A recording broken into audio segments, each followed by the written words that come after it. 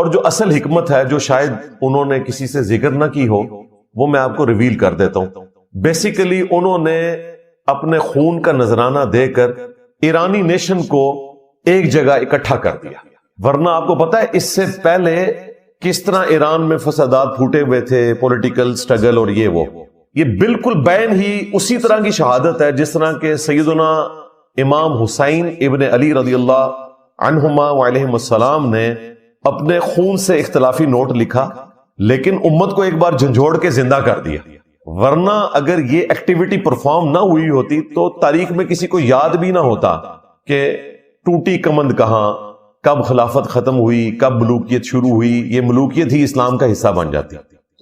سید علی خامنہئی رحمہ اللہ نے اپنی جان کا نذرانہ پیش کر کے اپنے بیٹوں کا نذرانہ، اپنے پوتوں کا، اپنی وائف کا، دیکھیں پورا خاندان ذبح کروایا. ایٹ لیسٹ ایران کو ایک پیج پہ لا کے کھڑا کر دیا. یہ ان کی بہت بڑی عقل مندی اور قربانی کا نتیجہ ہے. اللہ تعالیٰ ان کی شہادت کو قبول کرے، انہیں نیک کاموں کا اجر دے، ان کی برائیوں سے درگزر فرمائے اور ایرانی قوم کو متحد ہو کر اپنے اس لیڈر کے نقش قدم پر چلنے کی توفیق عطا فرمائے. آپ ذرا ان کی آخری وصیت ہم نے اپنے چینل سے بھی شیئر کروائی تھی. ٹوٹلی گاڈ اورینٹڈ، جو ان کا تعلق اپنے رب کے ساتھ تھا، توکل کا رشتہ. پھر جس طریقے سے انہوں نے، یعنی ہم آئیڈیلائز کرتے ہیں نا کہ ایک پولیٹیکل لیڈر اس طرح کا ہونا چاہیے کہ وہ مذہبی پیشوا بھی ہو، وہ پولیٹیکل لیڈر بھی ہو، وہ صاحب کردار بھی ہو اور لوگ اس سے دل و جان سے محبت کرتے ہوں.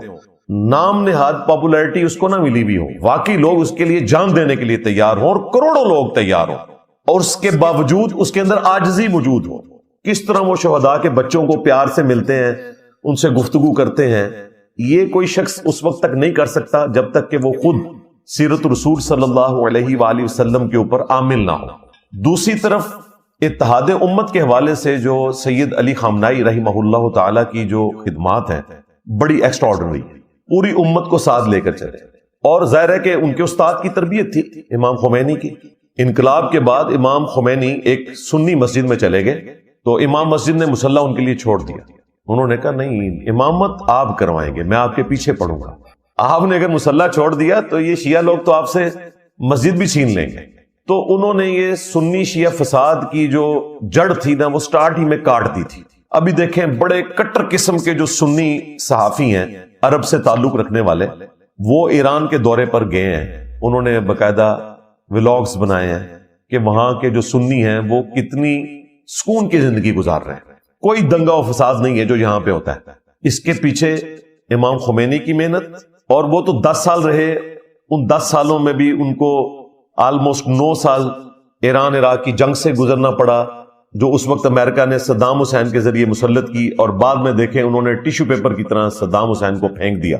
اصل جو تربیت کی ہے نا اس ایرانی قوم کی، وہ انہوں نے کی تھی سید علی خامنہئی صاحب نے، جو 36 سال تک آلموسٹ ان کے سپریم لیڈر رہے الحمدللہ، اور انہوں نے اپنے حصے کا کام کر دیا. اب نیکسٹ جو بھی سپریم لیڈر آئے گا اس کے لیے گراؤنڈز اویلیبل ہیں. اتحاد امت کے حوالے سے سید علی خامنہئی صاحب کے جو 3 فتوے ہیں میں یہاں پر ضروری سمجھتا ہوں کہ ان کو ذکر کروں.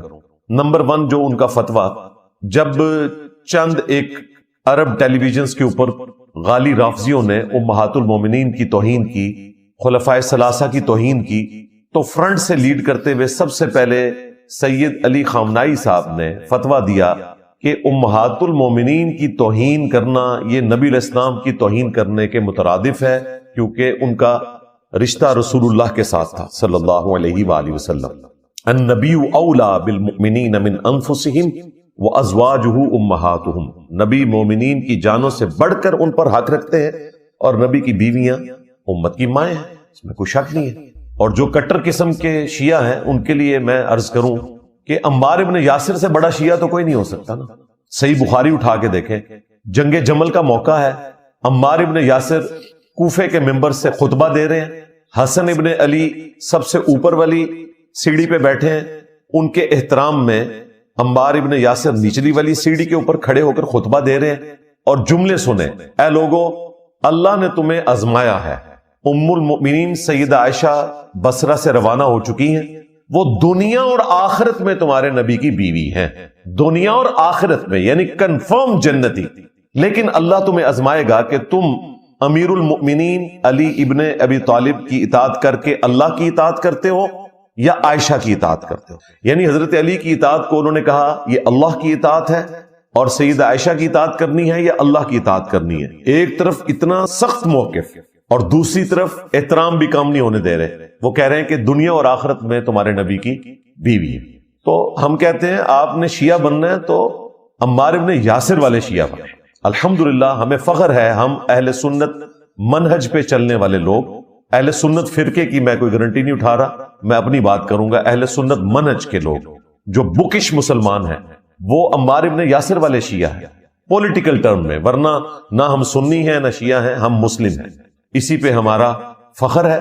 وَسَمَّاكُمُ الْمُسْلِمِينَ. اللہ تعالیٰ نے اس قرآن کے نزول سے پہلے ہمارا نام مسلم رکھا تھا ابراہیم علیہ السلام کے ذریعے، اور اس کتاب میں بھی رکھ دیا. ملت ابیکم ابراہیم ہوا سماکم المسلمین من قبل وفی ھذا. یہی ہمارا فخر ہے الحمدللہ. تو یہ فتویٰ دیا سید علی خامنائی صاحب نے کہ امہات المومنین کی کوئی توہین نہ کرے. پھر انہوں نے کہا کہ جو مقدسات اہل سنت کی توہین کرتے ہیں ان کا اہل تشیع سے کوئی تعلق نہیں ہے. یعنی جنرل فتویٰ بھی دے دیا کہ اہل سنت کے نزدیک جو ہستیاں قابل احترام ہیں خواہ وہ اہل تشیع کے ہاں نہ ہو، مثلا حضرت معاویہ رضی اللہ تعالیٰ عنہ، ان کی بھی توہین نہ کی جائے. اس فتوے نے ایٹ لیسٹ گستاخیوں کے خلاف ایران میں، عرب دنیا میں بند باندھ دیا. چند ایک بھونکنے والے ہمیشہ سے بھونکتے رہے ہیں، وہ آندہ بھی بھونکیں گے، لیکن اوورال شیعہ کمیونٹی کو ایٹ لیسٹ انہوں نے بچا لیا. سب کانٹیننٹ میں تو ظاہر ہے آپ کو پتا ہے کہ سنی بھی وکھرے ٹائپ کے ہیں، شیعہ بھی وکھرے ٹائپ کے ہیں، ظاہر ہے علم کی کمی کی وجہ سے. دوسرا فتویٰ سید علی خامنائی رحمہ اللہ نے یہ دیا کہ آپ نے حرمین شریفین جب جانا ہے تو امام کعبہ اور مسجد نبوی کے امام کے پیچھے جماعت سے نماز پڑھنی ہے. یہاں پہ تو میجورٹی کہتے ہیں کہ امام کعبہ کے پیچھے نماز ہی نہیں ہوتی اور پڑھتے بھی نہیں. اور خامنائی صاحب نے فتویٰ دیا کہ آپ نے امام کعبہ کے پیچھے نماز پڑھنی ہے. اور اس پر ترا یہ کہ انہوں نے کہا کہ اگر سعودی حکومت کل کو اہل تشیع کو مجبور کر دے کہ وہ ہاتھ باندھ کے نماز پڑھیں تو بھی آپ نے امام کعبہ کے پیچھے ہی نماز پڑھنی ہے ہاتھ باندھ کے. حالانکہ شیعہ کے اندر پبلکلی یہ چیز عام ہے کہ ہاتھ باندھ کے نماز پڑھنے سے نماز ٹوٹ جاتی ہے. خامنائی صاحب نے اس کے خلاف فتویٰ دیا. ہم تو دونوں طریقوں کے قائل ہیں. اہل سنت کے ہاں ہاتھ چھوڑنے والی روایتیں بھی ہیں، ہاتھ باندھنے والی. میں چند نمازیں ہاتھ چھوڑ کے پڑھتا ہوں، چند ہاتھ باندھ کے. لیکن شیعہ کے ہاں یہ فتویٰ دینا بڑا مشکل کام تھا. اور تیسرا فتویٰ انہوں نے دیا کہ ماتم کے لیے جو یہ زنجیر زنی اور چھریاں مارنے والا معاملہ ہے یہ شرعی طور پر درست نہیں ہے. اپنے آپ کو نقصان پہنچانا یہ ٹیبو ہے. یہ فتویٰ دینا ایٹ لیسٹ سب کانٹیننٹ کے شیعہ کو اپنے خلاف کرنا تھا، کیونکہ یہاں کے شیعہ جو ہیں وہ شیعان علی تو اس لیول کے نہیں ہیں، عزادار ہی ہیں زیادہ تر. اور وہ زنجیر زنی، چھریوں کا ماتم، آگ پر ماتم، گولی کا ماتم، عجیب و غریب قسم کی بدعات جو ہیں وہ شروع ہو چکی ہیں. تو ان بدعتوں میں خامنائی صاحب کا یہ فتویٰ آنا بڑا دلیری کا کام تھا. مجھے بتائیں اہل سنت میں آج تک کسی کی جرت ہوئی ہے کہ وہ فتویٰ دے دے کہ اہل تشیع کے پیچھے نماز پڑھنا درست ہے؟ وہ تو کہتے ہیں یہ مسلمان ہی نہیں ہے، ان کے ساتھ نکاح نہیں ہو سکتا، ان کا جنازہ پڑھیں گے تو اپنا نکاح ٹوٹ جائے گا. ہاں سوال رکھ دیا تھا تو انہیں جواب دینا پڑا. جواد نقوی صاحب کو میں نے کہا آپ اس طرح کے سوالات نہ انٹرٹین کیا کریں. وہ کہتے ہیں میں نے بھٹی صاحب کو بتایا تھا کہ آپ نے اس قسم کے سوال نہیں کرنے، مجھ سے انٹرنیشنل پالیٹکس ڈسکس کریں. بہرحال انہوں نے کر دیا تو مجھے مجبوراً جواب دینا پڑا. تو اس میں انہوں نے ایک بات کی جو میں یہ سمجھتا ہوں کلیئر کرنا ضروری ہے. سیدنا حمزہ بن عبد المطلب رضی اللہ تعالیٰ عنہ علیہ السلام کے حوالے سے غزوہ احد میں جب ان کی شہادت ہوئی تو نبی علیہ السلام نے ان کی شہادت کے اوپر نوحہ کرنے کا حکم دیا تھا صحابہ کرام کو. یہ بات بالکل درست ہے، لیکن یہ اس وقت کی بات ہے جب نبی علیہ السلام نے اس کو حرام نہیں فرمایا تھا. وہ اسی طریقے سے رسومات چل رہی تھی اور آپ نے کہا کہ حمزہ پہ تو کوئی رونے والا بھی نہیں ہے. پھر کچھ عورتیں انصار کی آئیں اور انہوں نے وہاں پر نوحہ کیا، آہو بکا کیا بلند آواز سے. اس کے بعد نبی علیہ السلام نے اس چیز کو قیامت تک کے لیے منع فرما دیا. جو حدیث پیش کی جواد نقوی صاحب نے وہ حدیث بخاری اور مسلم دونوں میں موجود ہے کہ جب نبی علیہ السلام کے بیٹے ابراہیم کی وفات ہوئی جو سیدہ ماریہ قبطیہ سے پیدا ہوئے تھے سلام اللہ علیہا، تو وہ شیر خوارگی کی عمر میں فوت ہوئے، آخری سانس لے رہے تھے. بخاری مسلم کے الفاظ ہیں، نبی الاسلام نے ان کو اپنی گود میں اٹھایا ہوا ہے اور ان کا سانس اکھڑ رہا ہے. نبی الاسلام کی مبارک آنکھوں سے مسلسل آنسو جاری ہیں، اور نبی الاسلام کہتے ہیں ابراہیم تیری جدائی پہ دل غمگین ہے لیکن ہم اللہ کی رضا پر راضی ہیں.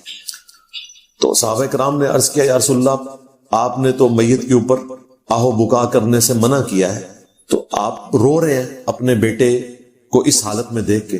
تو آپ علیہ السلام نے فرمایا کہ رونا جو ہے یہ رحمت ہے اور یہ اللہ کی طرف سے، اور اللہ تعالی رحمت فرمانے والا ہے ایسے لوگوں پر جن کے دلوں میں رحم موجود ہوتا ہے. یعنی اگر دکھ کی وجہ سے آنکھوں میں آنسو آئیں تو یہ سنت ہے، لیکن ان آنسوؤں کے ساتھ آواز بلند نہ ہو، چیخو پکار نہ ہو، رخسار پیٹنا نہ ہو، گریبان پھاڑنا نہ ہو، ان چیزوں کی ممانعت ہے. وہ بخاری مسلم میں حدیث موجود ہے، اللہ کے محبوب صلی اللہ علیہ وآلہ وسلم نے فرمایا کہ جو شخص غم کی حالت میں گریبان چاک کرے، اپنے رخسار پیٹے، تو یہ اس کا عمل زمانہ جاہلیت سے تعلق رکھتا ہے، جس کو نبی الاسلام نے بعد میں بین کر دیا. ایک اور حدیث ہے بخاری اور مسلم میں، اللہ کے محبوب صلی اللہ علیہ وآلہ وسلم نے فرمایا کہ جو کوئی شخص غم کی حالت میں اونچی آواز سے روئے یا اپنے کپڑے پھاڑے تو اس کا مجھ سے کوئی تعلق نہیں. اس قسم کی کئی ایک روایتیں موجود ہیں اہل سنت کے ہاں. البتہ ایک چیز سید جواد نقوی صاحب نے جو انڈورس کی، میں ان کو اپریشیٹ کروں گا کہ انہوں نے کہا کہ ماتم میں بھی کرتا ہوں، لیکن اس قسم کا ماتم کرنا کہ جسم سے خون نکلے یہ بالکل حرام ہے، یہ انہوں نے بات کی. اور ساتھ ہی ساتھ انہوں نے جو ماتم کرتے ہوئے چھریاں ماری جاتی ہیں، زنجیر زنی ہوتی ہے، اور آگ پر ماتم، گولی کا ماتم، کوئلوں کے اوپر ماتم، یہ انہوں نے کہا یہ بالکل غلط ہے، اس کو ہم انڈورس نہیں کرتے. اور کوئی ایسا ماتم جس میں اپنے آپ کو نقصان پہنچایا جائے، تو یہ بڑی اچھی بات ہے، میں اپریشیٹ کروں گا.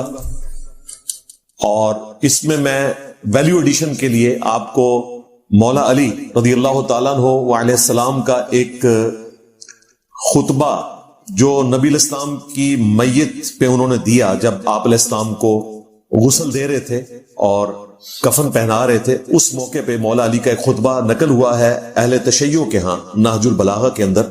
میں نے کافی ساری ویڈیوز میں اسے کور کیا ہے، لیکن آج موقع ہے کہ میں اس کو دوبارہ سے کور کروں، خصوصاً اپنے اہل تشیع مکتب سے تعلق رکھنے والے بھائیوں اور بہنوں کے لیے.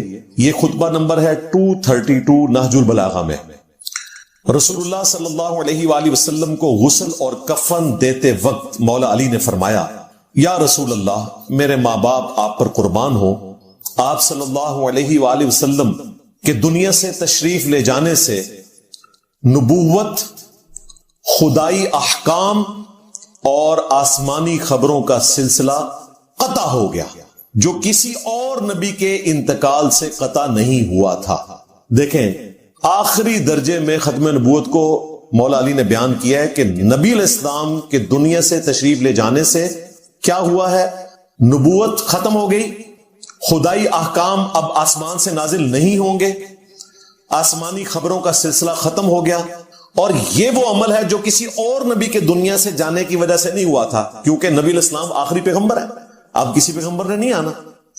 آپ صلی اللہ علیہ وآلہ وسلم نے اس مصیبت میں اپنے اہل البیت کو مخصوص کیا، یہاں تک کہ آپ نے دوسروں کے غموں سے تسلی دے دی. وہ کہتے ہیں یا رسول اللہ، آپ کے جانے کا غم اتنا بڑا ہے کہ اب ہمارے لیے کوئی اور غم نہیں ہے، جو آپ کے دنیا سے جانے سے ہمیں تکلیف ہوئی ہے، دکھ پہنچا ہے. اور اس غم کو عام بھی کر دیا کہ سب لوگ آپ کے سوگ میں برابر کے شریک ہیں. اگر آپ صلی اللہ علیہ وآلہ وسلم نے ہمیں صبر کا حکم اور نالا و فریاد سے روکا نہ ہوتا، دو چیزیں، صبر کا حکم اور اونچی آواز سے رونے سے منع نہ کیا ہوتا، تو ہم آپ کے غم میں آنسوؤں کا ذخیرہ ختم کر دیتے. اب دیکھیں، مولا علی خود بتا رہے ہیں کہ نبی علیہ السلام نے اونچی آواز سے رونے پر پابندی لگائی ہے. اگر رسول اللہ صلی اللہ علیہ وآلہ وسلم کی وفات کے موقع پر یہ کچھ نہیں کیا جا سکتا، تو باقی تو کسی اور ہستی کی کیا ویلیو ہے رسول اللہ کے مقابلے پر صلی اللہ علیہ وآلہ وسلم. اس کے بعد فرماتے ہیں اور یہ درد، یہ غم اور حزن ہمارا ساتھ نہ چھوڑتا، پھر بھی یہ گریہ اور بکا اور حزن آپ کی مصیبت کے مقابلے میں کم ہوتا، لیکن موت ایسی چیز ہے کہ جس کا پلٹانا اختیار میں نہیں، سوائے شیخ عبد القادر جیلانی کے۔ ہاں، میرے نبی سا ہے ہی کوئی نہیں، تیرے بابے تے شاہ ہی کوئی نہیں، مولا علی سا ہے ہی کوئی نہیں، تیرے بابے تے شاہ ہی کوئی نہیں۔ مولا علی کہہ رہے ہیں کہ موت کو کوئی نہیں پلٹا سکتا، وہ کہتے ہیں چھڑ دو بچ عبد القادر جیلانی پہ آ گئے، اسرائیل کو روح کھول لی انہیں۔ توبہ توبہ توبہ، میں نال چونڈی وڈاں گا تو بلکہ چک بھی ماراں گا، مدنی چک۔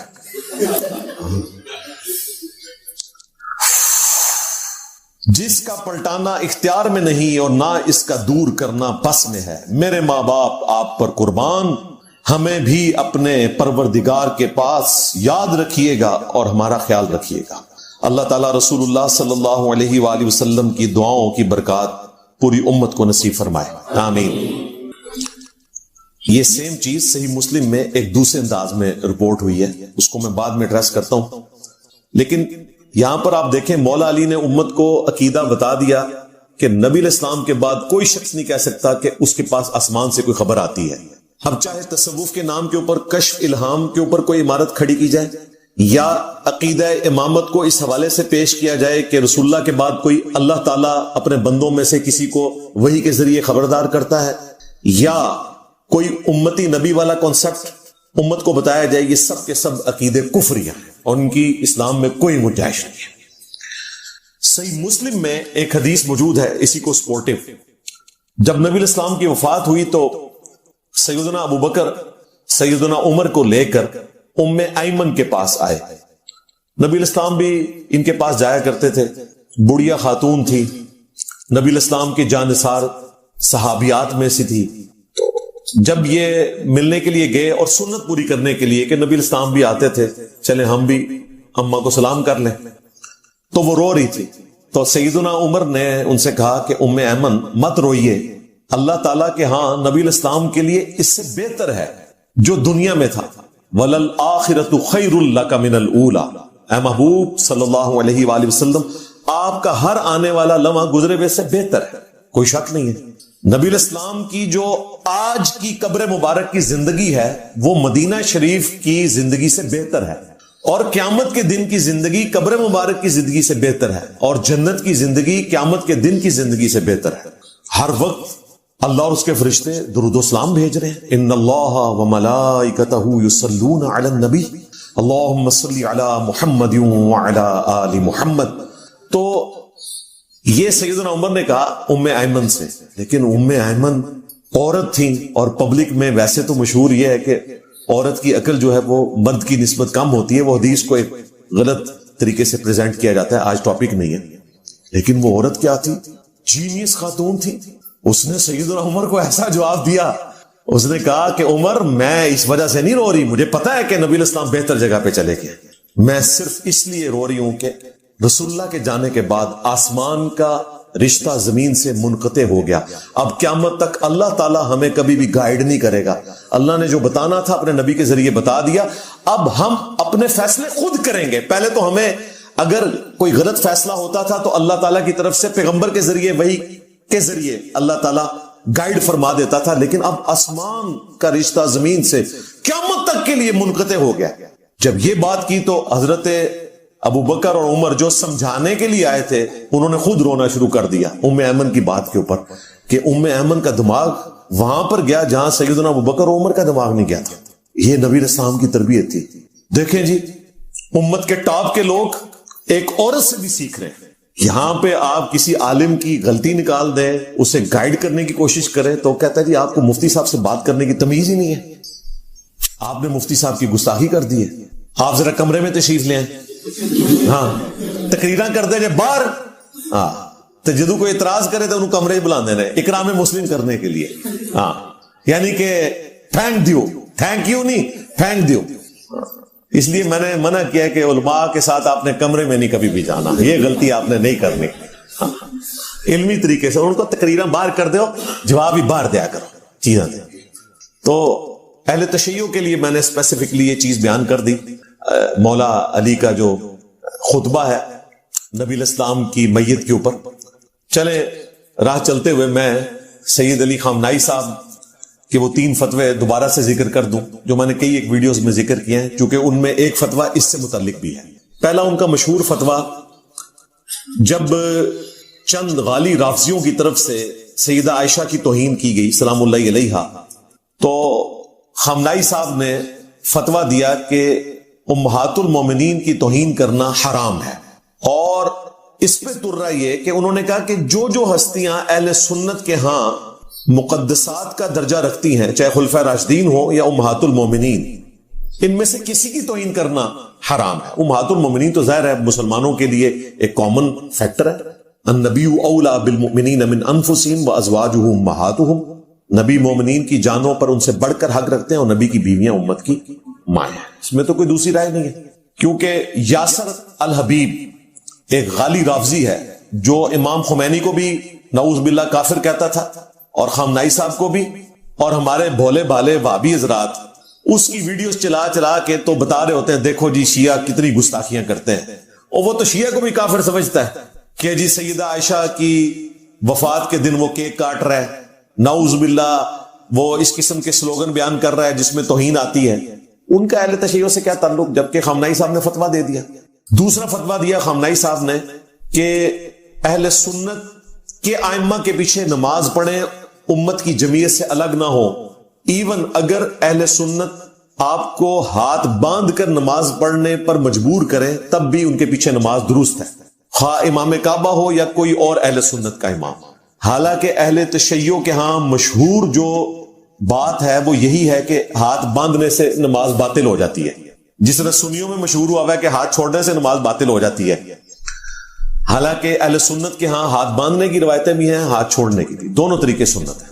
بلکہ وہ ہمارے انور بٹ صاحب نے اس دن بڑی اچھی بات کی. ان کو کسی غالی دیوبندی نے کہا کہ جی شیعہ جو ہے نا انہوں نے اسرائیل کو صحیح جواب دیا، یعنی ایران نے. تو انہوں نے کہا ہاں جواب تو دینا تھا نا، آپ لوگ ہاتھ باندھ کے نماز پڑھتے ہو اور شیعہ کے تو ہاتھ کھلے ہوئے ہیں، جس کے ہاتھ کھلے ہوئے ہیں وہی ہاتھ اٹھائے گا نا. ہاتھ باندھنے والے تو ایسے کر کے کھڑے ہوں گے لو سامو، یہ چٹکلے کے طور پہ. ان کا بھی دین اسی طریقے سے چل رہا ہے نا، کبھی کوئی مثال دے دی کبھی کوئی مثال دے دی، تو پھر ٹھیک ہے ادھر سے بھی مثالیں سنبھالیں آپ. ہاں تو ہاتھ باندھنا ہاتھ چھوڑنا دونوں سنت سے ثابت ہے. لیکن ہم اسے کیسے مان لیں کہ جی نبی اسلام کی وفات کے بعد ایک پینڈو شخص تھا، کوئی آرابی تھا، وہ قبر رسول پہ آیا اور اس نے کہا یا رسول اللہ قرآن میں حکم آیا وَلَوْ أَنَّهُمْ إِذْ ظَلَمُوا أَنفُسَهُمْ جَاءُوكَ، تو میں نے اپنی جان پہ ظلم کیا، میں آپ سے دعا کروانے کے لیے آیا ہوں. تو ایک اور شخص وہاں بیٹھا تھا، اسے اونگ آ گئی، وہ خواب میں حضور علیہ السلام آئے اور کہا اس کو بشارت دو کہ تجھے بخش دیا گیا اور میری شفاعت تیرے حق میں قبول کر لی گئی. وہ کہتے ہیں دیکھیں جی قبر پہ جا کے آپ مانگ سکتے. لکھی کہاں ہوئی ہے؟ وہ کہتے ہیں روایتوں میں آیا ہے. اور کوئی تھوڑا سمجھدار ہے وہ کہتا ہے جی اس طرح کی ایک روایت مصنف ابن ابی شیبہ میں موجود. کڈو جی المصنف ابن ابی شیبہ میں روایت ضرور موجود ہے، لیکن سر وہ روایت ضعیف ہے، مالک الدار والی. اس میں آمش مدلس ہیں اور ان سے روایت کر رہے ہیں اور سما کی تصریح نہیں ہے، منقطع روایت ہے. صحیح مسلم کے مقدمے میں امام مسلم نے لکھا ہے کہ مدلس کی آن والی روایت سما کی تصریح کے بغیر ضعیف ہوگی جب تک وہ حدثنا یا اخبرنا بیان نہیں کرے گا. وہ ان سے روایت کر رہا ہے، یہ روایت ضعیف ہے مالک الدار والی کہ وہ حاضر ہوئے قبر رسول پہ وَلَوْ أَنَّهُمْ إِذْ ظَلَمُوا أَنفُسَهُمْ جَاءُوكَ، پھر انہیں اونگ آ گئی، نبی علیہ السلام خواب میں آئے، فرمایا عمر کو جا کے میرا سلام کہنا اور اسے کہنا کہ سختی نہ کرے، ان قریب اللہ تعالیٰ تمہیں سراب کرے گا. اور یہ پیغام کس کو جا کے دے رہے ہیں؟ حضرت عمر کو. جعلی روایت ہے. حضرت عمر کو پیغام دیتے تو آگے کیا ہونا تھا وہ میں آپ کو بعد میں بتاؤں. روایت ہی جعلی ہے، یہ ایسا ہوا ہی نہیں ہے، اس میں تدلیس ہے. اور اگر کوئی کہتا ہے میں نے اس قانون کو نہیں ماننا محدثین کے، تو پھر ہم اسے پھکی دیتے ہیں کہ مسند امام احمد میں ایک حدیث ہے جو مشکات میں بھی موجود ہے، اس میں سیم حکم ہے. یہ تو آمش تو بہت چھوٹا ہے. ایک تابعی ہے حسن بصری، 70 صحابہ کا شاگرد، وہ ان سے روایت بیان کر رہا ہے کہ نبی علیہ السلام نے فرمایا کہ جو شخص اپنے جاہلی نسب پر فخر کرے اسے کہو کہ تجھے بڑا فخر ہے نا اپنے نسب پہ، اپنے باپ کی شرمگاہ کاٹ کے اپنے منہ میں رکھ لے. اور یہ بات کنائے سے نہ کرو، ڈائریکٹ اس کو کہو کہ تو اپنے باپ کی شرمگاہ کاٹ اپنے منہ میں رکھ. کیا رسول اللہ ایسی بات کر سکتے؟ یہ بھی روایت ضعیف ہے. پھر اس کو بھی صحیح مانو. آمش تو چھوٹا ہے، حسن بصری تو بہت بڑا ہے، اس کی بھی ہم آن والی روایت سما کی تصریح کے بغیر نہیں مانتے کیونکہ مدلس ہے. تو مانو اس روایت کو، اپنا ایمان برباد کرو. قرآن تو کہہ رہا ہے وَإِنَّكَ لَعَلَىٰ خُلُقٍ عَظِيمٍ، نبی تو اعلیٰ ترین درجے پہ ہیں اخلاقیات کے، وہ یہ بات کریں گے. بخاری اور مسلم دونوں میں حدیث ہے، ابو سعید خدری کہتے ہیں نبی علیہ السلام میں ایک پردہ نشین کنواری لڑکی سے زیادہ شرم و حیا تھی. تو یہ پردہ نشین کنواری لڑکی یہ گفتگو کر سکتی ہے؟ تو یہ کہانی ہے ساری. اب آ جائیں حضرت عمر کی طرف جنہوں نے متھے مارنے کی کوشش کی تھی. جناب حضرت عمر کے بارے میں صحیح بخاری میں 1010 نمبر حدیث ہے، کتاب الاستسقاء چیپٹر میں. وہ کہتے ہیں اللہ تعالیٰ سے دعا کرتے ہوئے اِنَّا كُنَّا نَتَوَسَّلُ إِلَيْكَ بِنَبِيِّنَا، اے اللہ بے شک پہلے ہم تیرے نبی کو وسیلہ بنا کے لاتے تھے تیری بارگاہ میں. یعنی جب بارش نہیں ہوتی تھی تو حضور کو لے کے آتے تھے، حضور ہمیں نماز پڑھاتے تھے، حضور کی دعا کی برکت سے بارش نازل ہوتی تھی صلی اللہ علیہ وسلم. ہم اب حضور کے چچا عباس کو لے کر آئے ہیں، ہم پہ بارش نازل فرما دیں. عباس کی دعا کی برکت سے انس بن مالک کہتے ہیں بارش شروع ہو جاتی. حضرت عمر کو کسی نے نہیں پوچھا کہ یا امیر المومنین یہ پینڈو لوگ جا کے تو قبر رسول سے جا کے بارش مانگ کے آ رہے ہیں، آپ خلیفۃ الرسول ہیں سیکنڈ نمبر پہ، آپ خلیفہ راشد ہیں، ایک پینڈو کو بات سمجھ آئی ہوئی آپ کو نہیں آئی ہوئی؟ وہ پینڈو آئی کوئی نہیں سی تھے، وہ کہانیاں نے ساریاں. اور میں نے جو اس میں ایکسپلور کی ہے نا چیز کہ بخاری اور مسلم دونوں میں حدیث ہے کہ صلح حدیبیہ کے موقع پر جب پانی کم پڑ گیا، جابر بن عبداللہ کہتے ہیں کہ نبی علیہ السلام کی مبارک انگلیوں سے چشمے پانی کے جاری ہوئے، ایک پیالے کے اندر رکھے. تو وہ تابعی پوچھتا ہے کہ آپ لوگ کتنے تھے؟ انہوں نے کہا ہم 1500 تھے، لیکن اگر ہم 1,00,000 بھی ہوتے نا وہ پانی زیادہ تھا جو حضور کی مبارک انگلیوں سے جاری ہوا. معجزہ.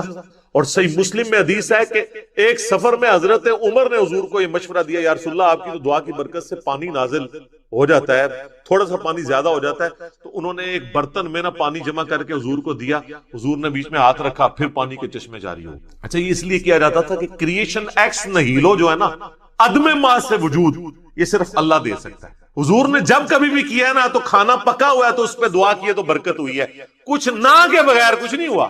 پیالہ بھی تھوڑا سا پانی آیا تو اس میں ڈالا ہے، خالی پیالے میں ہاتھ ڈالنے سے نہیں پانی نہیں، کیونکہ یہ اللہ کی خصوصیت ہے. آج نئی بات ہے، علمی باتیں آپ کو اسی پلیٹ فارم سے ملیں گی. اور صحابہ کو اس بات کا پتا تھا کہ خالی پانی نہیں نکل سکتا، تو وہ جمع کر کے لے یا رسول اللہ اس تھوڑے سے مٹ کر دیں آپ تاکہ پانی کے چشمے جاری ہو. یہ اللہ نے فرق رکھا ہے، معجزے بھی جناب اتنے ان لمیٹڈ نہیں ہوتے. اچھا تو حضرت عمر کے سامنے یہ معجزہ ہوا ہے. حضرت عمر نے تو نہیں کہا کہ یا رسول اللہ آپ ہاتھ مبارک باہر نکالیں اور یہ میں پیالہ لے کے آئے ہوں آپ سیراب کر دیں. بخاری میں وہ کہتے ہیں انا کننا نتوسل الیک بنبینا. لیکن یہاں پہ بریلوی اور دیوبندی آپ کو کیا کہانی کروا رہے ہیں؟ وہ کہتے ہیں کہ جی وہ فضائل حج میں شیخ زکریا کاندلوی نے لکھا ہے اور فضائل سنت میں الیاس قادری صاحب نے، دونوں بھاری فرقے بریلوی اور دیوبندی لکھتے ہیں کہ جی 555 ہجری میں نبی علیہ السلام کی وفات کے 550 سال بعد شیخ احمد رفاعی جب قبر رسول پہ حاضر ہوئے اور آگے وہاں نعتیہ اشعار پڑھے اور کہا یا رسول اللہ میں اتنی دور مصر سے آیا ہوں، آپ اپنا مبارک ہاتھ قبر سے نکالیں، میں زیارت کرنا چاہتا ہوں، بوسہ دینا چاہتا ہوں. 90,000 لوگوں کی موجودگی میں کہتے ہیں قبر رسول سے ہاتھ باہر نکلا، انہوں نے ان کو بوسہ دیا اور کہتے ہیں ان 90,000 لوگوں میں شیخ عبد القادر جیلانی کا نام بھی ذکر کیا جاتا ہے. پہلے تو مجھے بتائیں عبد القادر جیلانی نے ہاتھ کیوں نہیں چوما؟ اتنی گستاخی کہ اللہ کے نبی کا ہاتھ نکلے قبر سے، میرے سامنے نکل رہا ہو تو میں تو بدبخت ہوں کہ میں یہ منظر دیکھ رہا ہوں.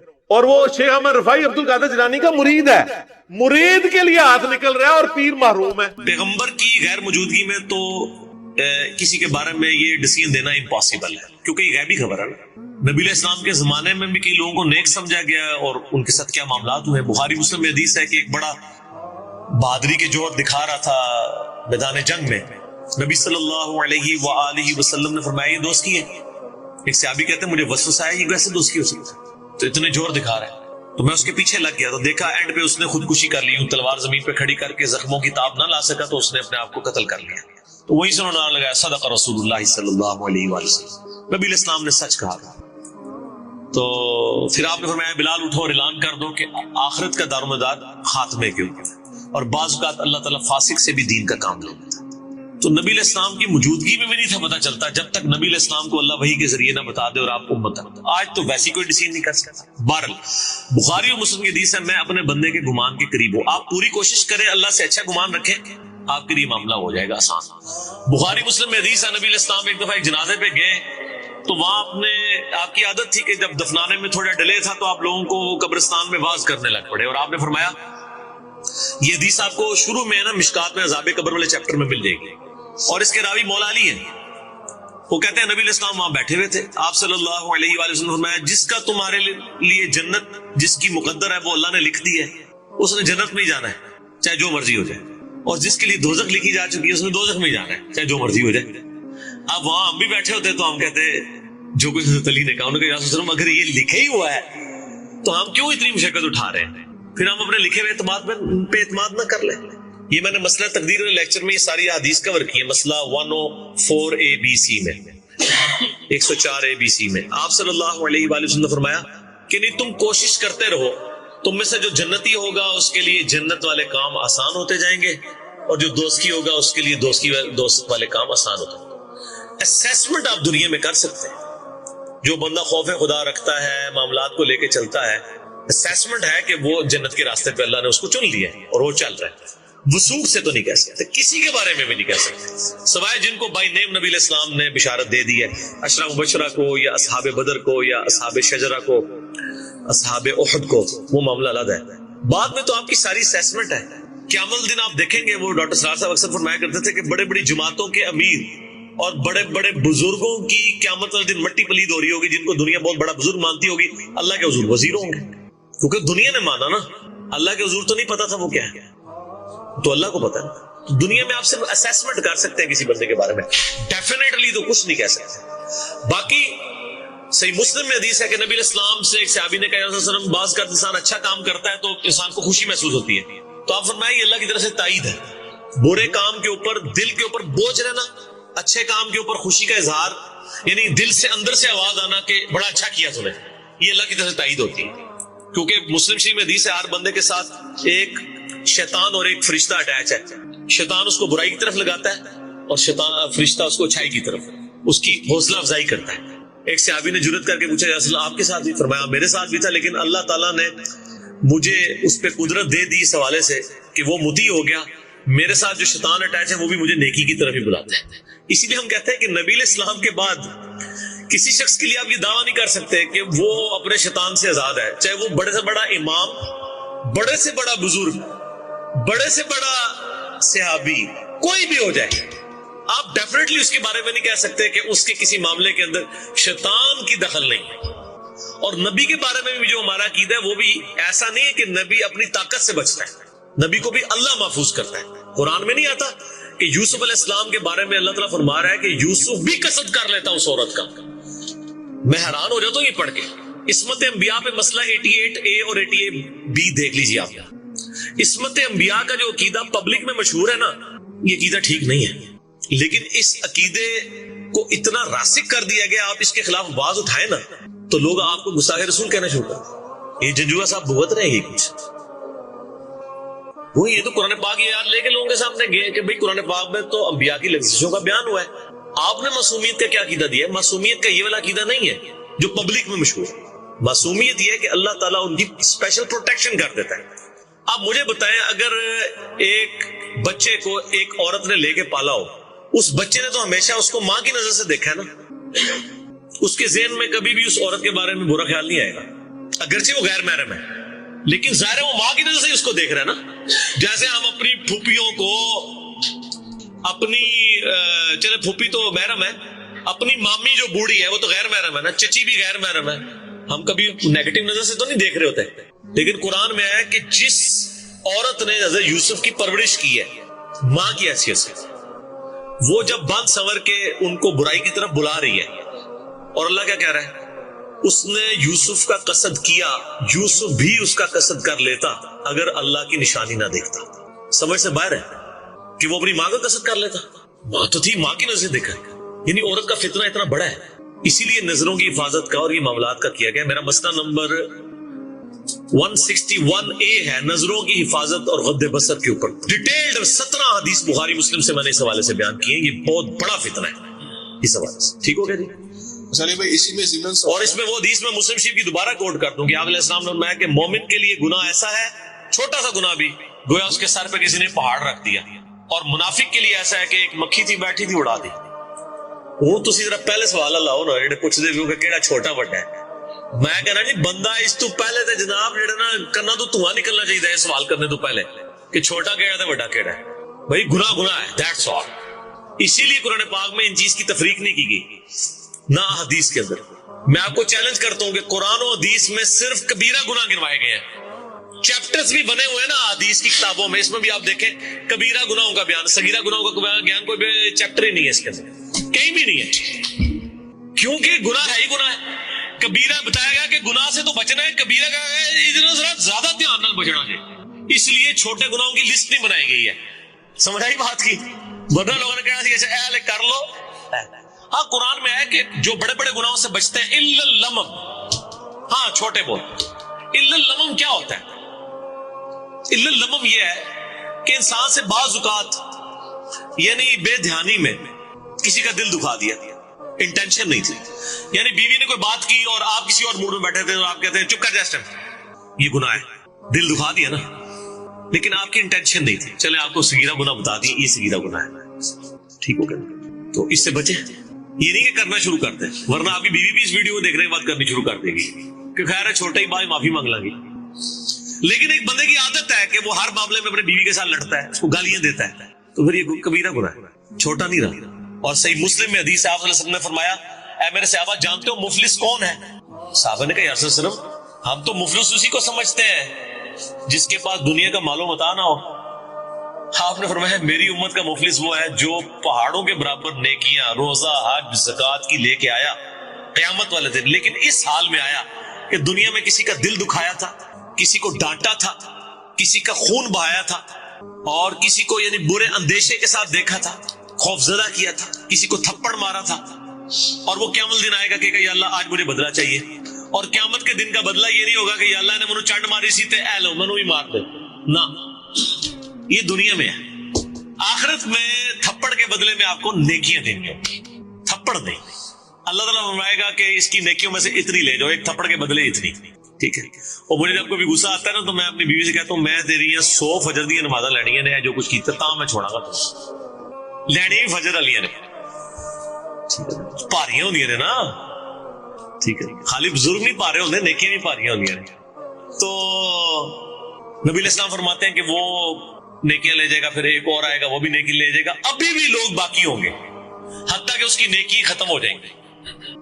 اللہ تعالیٰ فرمائے گا اب اس طرح کرتے ہیں کہ ریورس ایکویشن شروع کر دیتے ہیں, کیمیکل ریئیکشن ریورس ہو جاتا ہے. جو لوگ اب حق لینے کے لیے آ رہے ہیں وہ اپنے گناہ اس کے کھاتے میں ڈالتے جاؤ. یہ نیکیاں تو نہیں دے سکتا نا, تو آڑے دے ہو لے کر آنا, میں یہ دے کھاتے چ پاؤ, کرتے کرتے کرتے اس کو اونا منہ دوزخ میں پھینک دیا جائے گا. تو یہ معاملہ اتنا خطرناک ہے, ٹھیک ہو. اچھا علی بھائی اس میں یہ بھی ایک بات ہے ضمن کہ عبادت میں سکون آ جاتا ہے اس حوالے سے, کیا یعنی کہ قبولیت عبادت میں سکون تو ہندوؤں کو بھی مل رہا ہے, سکھوں کو بھی مل رہا ہے, قادیانیوں کو بھی مل رہا ہے. آپ ذرا ان سے پوچھیں, ٹھیک ہے. جو مزارات پہ جا رہے ہیں ان کو بھی سکون آ رہا ہے. وہ ماحول ہی اتنا زبردست ہوتا ہے, بالکل کھلا ڈلا ماحول ہوتا ہے, ہوا چل رہی ہوتی ہے, تو وہ آپ کو ملتا ہے, اس سے تو کوئی فرق نہیں پڑتا. وہ تو گورا جب بیچ کے اوپر کپڑے اتار کے سن باد لے رہا ہوتا ہے وہ بھی سکون انجوائے کر رہا ہوتا ہے. سکون کے ساتھ تو تعلق ہی نہیں ہے, ٹھیک ہے. ہاں علمی سکون کہ آپ کا ذہن سیٹسفائی ہو کہ میں جو کچھ کر رہا ہوں یہ ٹھیک ہے, یہ گورے کو نہیں ملے گا, یہ قبر کے پجاری کو بھی نہیں ملے گا. یہ صرف اس کو ملے گا جس کے پاس دلائل ہوں گے کہ میں کتاب و سنت کے اوپر چل رہا ہوں کہ نہیں. اس لیے میں کہتا ہوں کہ اپنی اپروچ کو آپ علمی اپروچ رکھیں, جذباتی نہ رکھیں. اور وہ غامدی صاحب کا جملہ مجھے بڑا پسند ہے کہ انہوں نے کہا کہ عبادت کرو تو صرف اللہ کی, اور عقیدت رکھو تو صرف محمد رسول اللہ سے. اور آیت ہے سورۃ النجم میں, یہ زبردست ہے.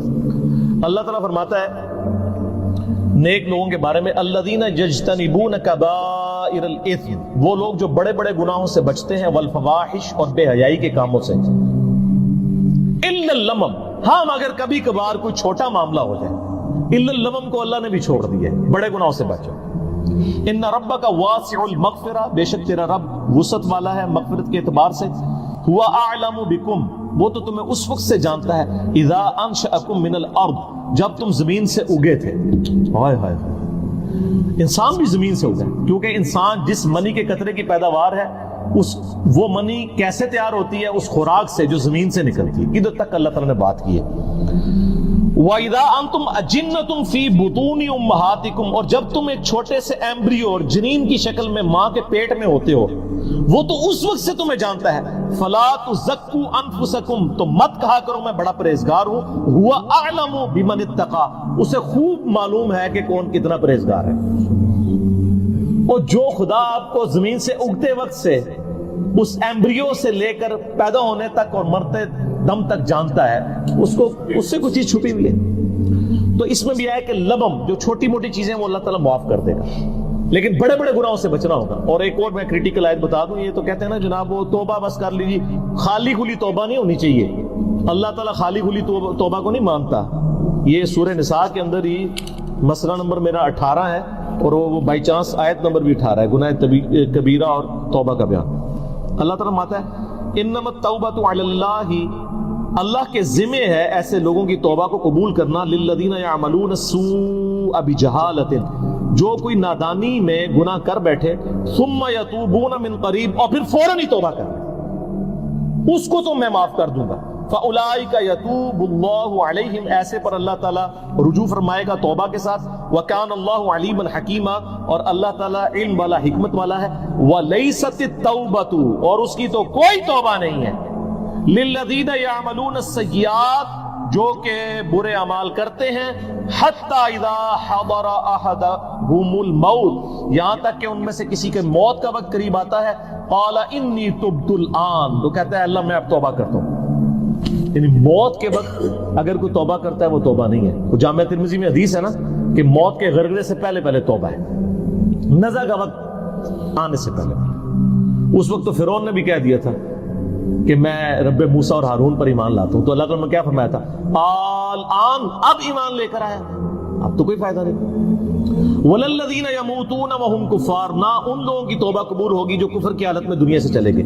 اولئک اعتدنا لهم عذابا الیما، ایسے لوگوں کے لیے اللہ تعالیٰ نے دردناک عذاب تیار کر رکھا ہے. اب رہ گیا کہ گناہ آٹومیٹکلی کیسے نیکیوں سے معاف ہوتے ہیں، اس کا ذکر بھی اللہ تعالیٰ نے سورہ ہود کے اندر کیا ہے. سورہ ہود کے اندر 114 نمبر غالباً آیت ہے، ہاں یہ اعوذ باللہ من الشیطان الرجیم. وَأَقِمِ الصَّلَاةَ طَرَفَيِ النَّهَارِ، نماز کو قائم رکھو دن کے دونوں سروں پہ، یعنی ادھر سے آپ فجر کہہ لیں اور ادھر سے مغرب اور عشاء. وَزُلْفًا مِنَ اللَّيْلِ، اور رات میں بھی. اِنَّ الْحَسَنَاتِ، بے شک جو نیکیاں ہیں، یُذْهِبْنَ السَّیِّئَاتِ، وہ مٹا دیتی ہیں برائیوں. کون سی چیز مٹا دیتی ہے؟ نیکیاں. اور نیکی کون سی ذکر ہوئی؟ نماز. ذالک ذکرى للذاکرین، یہ نصیحت ہے ان لوگوں کے لیے جو نصیحت قبول کرنے والے ہیں. اس آیت کے کانٹیکسٹ میں ایک بڑی زبردست حدیث ہے جو بخاری اور مسلم دونوں میں ہے.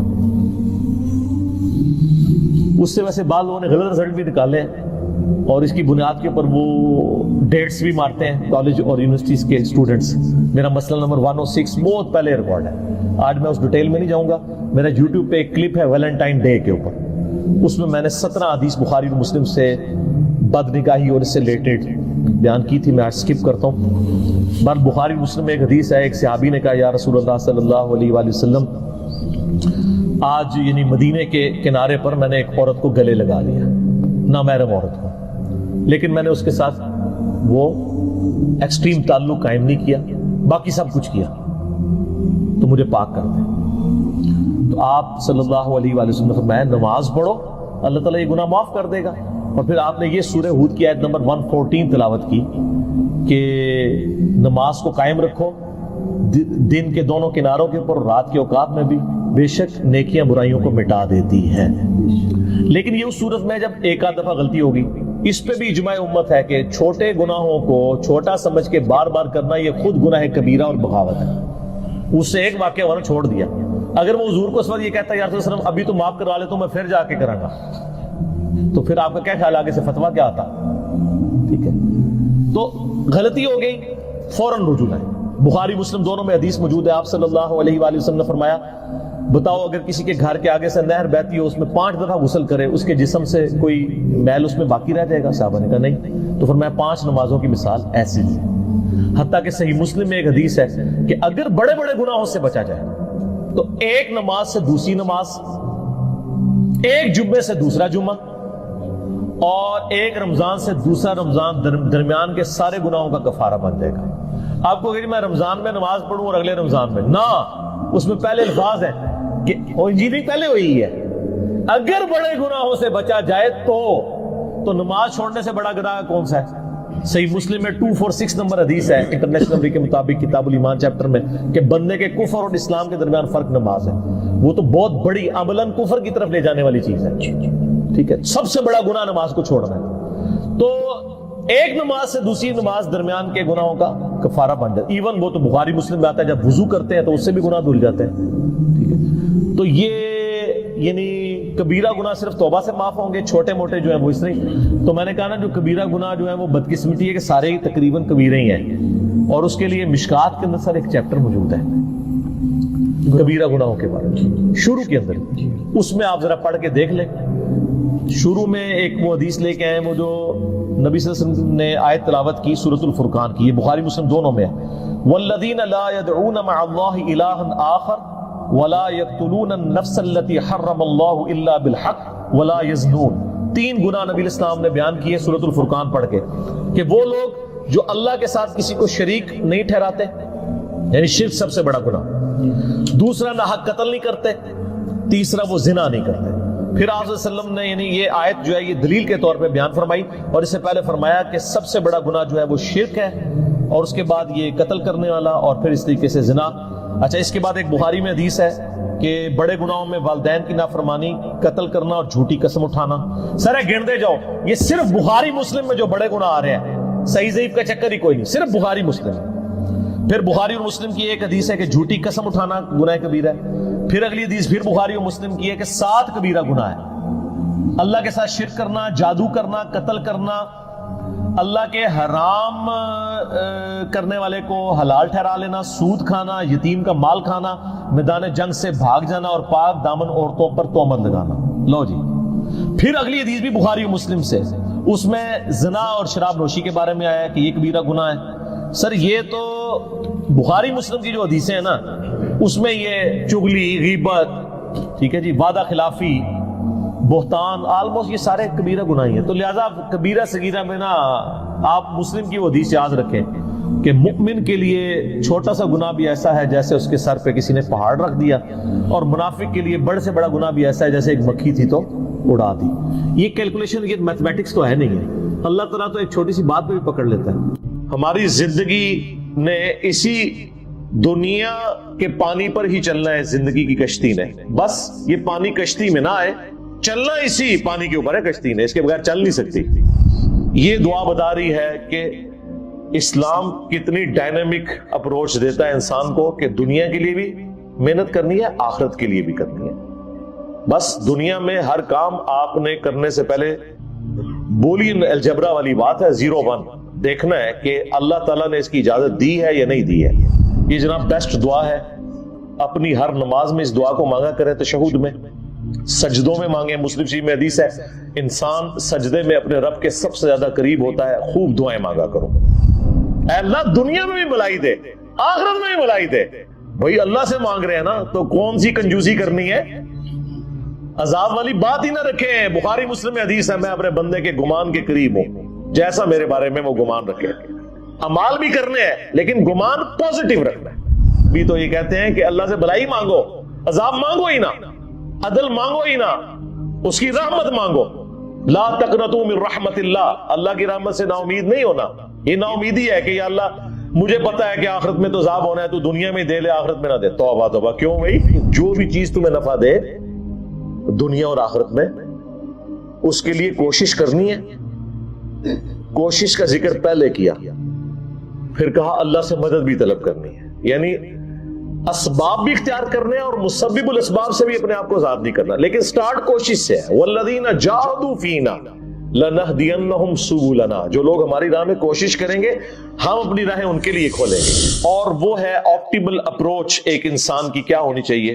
جب اس قسم کی فکر آخرت سے متعلق باتیں انسان سنتا ہے نا، تو بسا اوقات پیسمسٹک اپروچ ہو جاتی ہے کہ یہ تو آخرت کا معاملہ بڑا سخت ہونے والا ہے، میرا کیا بنے گا، میں دنیا چھوڑ کر بیٹھ جاؤں۔ وہ تو میں نے پہلے عرض کیا کہ جو دنیا چھوڑ گیا وہ کمرہ امتحان سے ہی نکل گیا، اس کو تو 0 نمبر ملنے ہیں۔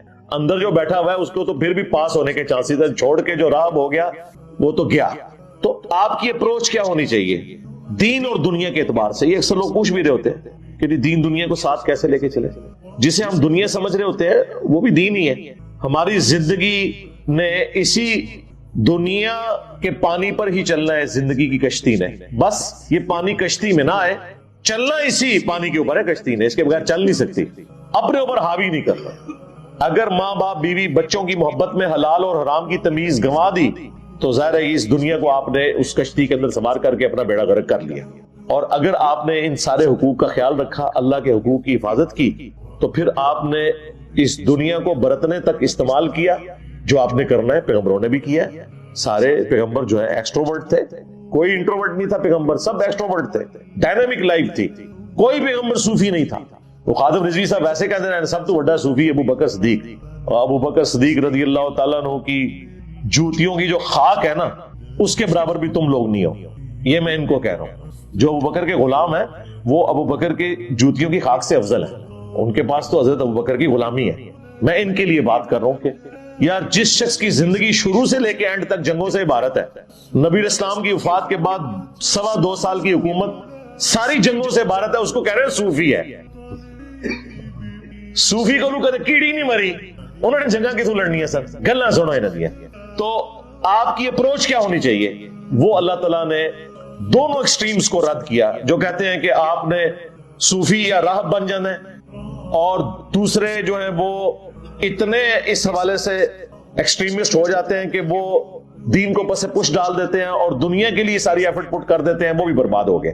سورۃ البقرہ میں اللہ تعالیٰ نے فرمایا فَمِنَ النَّاسِ, پس لوگوں میں سے ایسے لوگ بھی ہیں, مَن یقول, جو کہ اللہ کے حضور دعا کرتے ہوئے کہتے ہیں ربنا آتنا فی الدنیا, کہ اے اللہ ہمیں دنیا ہی میں عطا کر دے.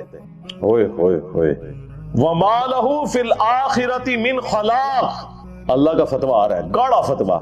ایسے لوگوں کے لیے آخرت میں کچھ حصہ نہیں ہے جو کہتے ہیں ہمیں دنیا میں سب کچھ دے دے. اب اہل ایمان کی اپروچ کیا ہے؟ عام آدمی تو یہ سوچ رہا ہوگا کہ اہل ایمان وہ ہیں جو کہیں گے اے اللہ ہمیں آخرت میں سب کچھ دے. نہ, اہل ایمان کی اپروچ یہ ہے وَمِنْهُمْ, اور لوگوں میں ایسے بھی ہیں مَن یقول, جو کہ اللہ کے حضور دعا کرتے ہیں ربنا آتنا فی الدنیا حسنہ, اے اللہ ہمیں دنیا میں بھی بھلائیاں عطا فرما, وفی الآخرۃ حسنہ, اور آخرت میں بھی بھلائی عطا فرما, وقنا عذاب النار, اور آخرت کی سب سے بڑی بھلائی ہمیں دے دے کہ ہمیں آگ کے عذاب سے بچا لے. آمین. ان لوگوں کے بارے میں پھر اللہ تعالیٰ کیا فرما رہے ہیں؟ اولئک لہم نصیب مما کسبوا, یہ وہ لوگ ہیں جنہیں ان کے اعمال کا اجر ملنے والا ہے, ان کا جو نصیب ہے انہیں ملے گا. جنہوں نے کہا کہ دنیا میں بھی بھلائی اور آخرت میں بھی, اور عذاب جہنم سے اے اللہ میں بچا لینا. واللہ سریع الحساب, اور اللہ تعالیٰ جلد حساب لینے والا ہے. اللہم حاسبنا حسابا یسیرا, اے اللہ ہمارے حساب کو آسان فرمانا. آمین. یہ دعا بتا رہی ہے کہ اسلام کتنی ڈائنامک اپروچ دیتا ہے انسان کو کہ دنیا کے لیے بھی محنت کرنی ہے, آخرت کے لیے بھی کرنی ہے. بس دنیا میں ہر کام آپ نے کرنے سے پہلے بولین الجبرا والی بات ہے, 0-1 دیکھنا ہے کہ اللہ تعالیٰ نے اس کی اجازت دی ہے یا نہیں دی ہے, تو وہ بھی آپ کے لیے دین ہے. رزق حلال کمانا دین ہے, بیوی بچوں کا خرچہ اٹھانا یہ دین ہے. حتیٰ کہ مسلم شریف میں حدیث ہے کوئی شخص سبحان اللہ کہے تو یہ بھی صدقہ ہے, اللہ کے حضور نیکی ہے. الحمدللہ بھی صدقہ ہے. لا الہ الا اللہ بھی صدقہ ہے. راستے سے تکلیف دہ چیز کو دور کرنا بھی صدقہ ہے. تمہارا بیوی بچوں کے منہ میں لقمہ ڈالنا بھی صدقہ ہے, یعنی نیکی ہے. حتیٰ کہ تمہارا بیویوں کے ساتھ تعلق قائم کرنا یہ بھی صدقہ ہے.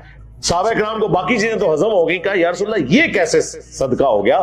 آپ نے فرمایا اگر تم یہی ضرورت کسی ایسے طریقے سے پوری کرو جو اللہ کے حضور حلال نہیں ہے تو کیا تمہیں گناہ نہیں ہوگا؟ صحابہ نے کہا کہ ہوگا یا رسول اللہ. فرمایا تو اس پہ ثواب ہوگا. جو ایک خالصتاً حیوانی جذبہ ہے, ایک اینیمل انسٹنکٹ ہے سیکس والی, اسلام نے اس کا ڈسپلن دیا, لیکن بہرحال ایک انسٹنکٹ تو کامن ہے انسانوں میں اور جانوروں میں اپنی ریپروڈکشن کے لیے, لیکن اس پہ بھی ثواب ہے. تو باقی چیزیں تو آپ چھوڑ دیں, ہر چیز پہ ثواب ہے اگر گاڈ اورینٹڈ ہے. یہ ہے فی الدنیا حسنہ. اسی کانٹیکسٹ میں مسلم شریف میں وہ حدیث بھی ہے کہ دنیا برتنے کی جگہ ہے، سب سے بہترین سرمایہ نیک بیوی ہے. برتنا ہے ہم نے دنیا کو، لیکن اس کو اپنے اوپر حاوی نہیں کرنا. رن مرید بھی بن جائے کوئی مسئلہ نہیں ہے، ہاں، لیکن یہ پیری مریدی ایسی ہونی چاہیے جس میں اللہ رسول کے احکام نہ ٹوٹیں. ہاں، اس میں آپ کسی کو اپنا پیر بنا لیں، اپنی بیوی کو بنا لیں، بے شک کوئی مسئلہ نہیں ہے، اللہ رسول کے احکام نہیں ٹوٹنے چاہیے. اصل چیز یہ ہے حاوی نہ ہو آپ کے اوپر کہ آپ حلال اور حرام کی تمیز کو گوا دیں، یہ معاملہ نہیں ہونا چاہیے. تو فی الدنیا حسنہ وفی الآخرۃ حسنہ وقینا عذاب النار. یہ جناب بیسٹ دعا ہے. اپنی ہر نماز میں اس دعا کو مانگا کریں، تشہد میں، سجدوں میں مانگیں. مسلم شریف میں حدیث ہے انسان سجدے میں اپنے رب کے سب سے زیادہ قریب ہوتا ہے. خوب دعائیں مانگا کرو قبولیت کی جگہ. بخاری مسلم میں حدیث ہے کہ تشہد میں جب دروشی پڑھ چکو تو جو چاہو اپنے رب سے مانگو. اس میں یہ دعا مانگے، باقی دعائیں تو ہیں، یہ دعا بھی مانگے. بخاری مسلم میں حدیث ہے، انس بن مالک کہتے ہیں نبی علیہ السلام اور کوئی دعا مانگے یا نہ مانگے، ایک دعا آپ ضرور مانگا کرتے تھے، اللہم ربنا آتینا فی الدنیا حسنہ وفی الآخرۃ حسنہ وقینا عذاب النار. قرآن میں ربنا کے ساتھ آیا ہے، بخاری مسلم میں اللہم کے ساتھ آیا ہے. ان دونوں کو آپ جمع کر لیں، اللہم ربنا آتینا فی الدنیا حسنہ وفی الآخرۃ حسنہ وقینا عذاب النار. قرآن میں بھی ایک دعا ایسی ہے جس میں اللہ نے دونوں صیغوں کو جمع کیا ہے، اللہم ربنا انزل علینا مائدۃ من السماء. وہ جو حضرت عیسیٰ علیہ السلام کی دعا ہے اس میں اللہم ربنا ہے.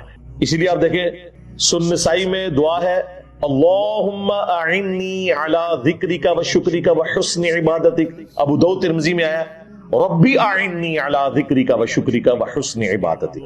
تو ربنا اللہم یہ دونوں انٹرچینجبل دعاؤں میں الفاظ آ جاتے ہیں، تو ان دونوں کو جمع کریں، یہ دعا مانگا کریں. اور یہ اتنی کمال کی دعا ہے، اتنی رکت انگیز. ایک حدیث مجھے یاد آئی مسلم شریف میں، انس بن مالک کہتے ہیں نبی علیہ السلام کے ایک صحابی تھے، وہ اتنے بیمار ہوئے کہ ہڈیوں کا پنجر بن گئے. جس طرح کے ایک چڑیا کا نو مولود بچہ ہوتا ہے نا، جس کی صرف ہڈیاں نظر آ رہی ہوتی ہیں، گوشت نہیں ہوتا، یہ اس صحابی کی حالت ہوگی بیماری میں. تو نبی صلی اللہ علیہ وآلہ وسلم اس کی عیادت کے لیے تشریف لے گئے. یہ صحیح مسلم شریف میں ہے، یہ مولانا شریف نہیں ہے، مسلم شریف. مشکات میں بھی آپ کو دوسری جلد میں جامعہ دعاؤں کا بیان، اس میں یہ آپ کو حدیث مل جائے گی تیسری فصل میں جا کے. نبی صلی اللہ علیہ وآلہ وسلم نے ان سے پوچھا کہ تو اللہ سے کیا مانگتا ہے؟ یعنی حضور کو یہ اندازہ ہو گیا کہ غلطی اس نے کوئی ایسی کی ہے. ان کا یا رسول اللہ میں اللہ سے ایک ہی دعا مانگتا